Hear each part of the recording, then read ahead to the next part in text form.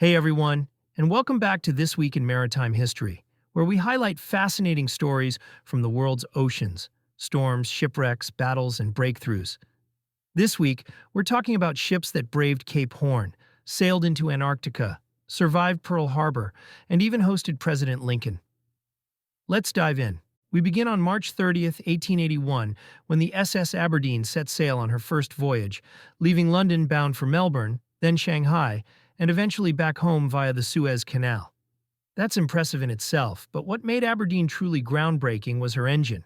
She was the first ship to be successfully powered by a triple expansion steam engine, a major improvement over earlier compound engines. This advancement became a major milestone in maritime engineering. Aberdeen went on to serve under the Ottoman government during World War I, renamed Halep, and was ultimately sunk by a British submarine while serving as a troopship. On March 31, 1914, a storm off the coast of Newfoundland led to the loss of the SS Southern Cross, a sealing ship launched in 1896. Southern Cross had an adventurous early life. It participated in the Southern Cross expedition to Antarctica from 1898 to 1900, becoming the first expedition to spend the winter on the Antarctic mainland. After that historic journey, Southern Cross switched to sealing hunts, working from 1901 until its loss in 1914. Tragically, the storm that sank the ship took all hands on board, marking a somber end to a vessel with a storied past. Next, on April 1, 1945, as World War II neared its conclusion, the Battle of Okinawa began.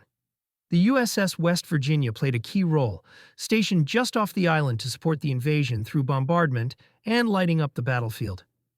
West Virginia's history is a story of resilience. In 1941, during the attack on Pearl Harbor, she was bombed and severely damaged. On board that day was Doris Miller, a Navy mess attendant who, despite having no training, took up an anti-aircraft gun and defended his ship. His bravery earned him the Navy Cross, making him one of the first Black Americans to receive such an honor. During the Battle of Okinawa, West Virginia faced another threat, a kamikaze attack. One plane managed to evade the ship's defenses, crashing into the vessel and killing 4 sailors. Despite this, the ship continued to provide crucial support to the invasion effort. On April 3, 1849, another story of endurance and exploration took place as the Croton made its way around Cape Horn en route to San Francisco.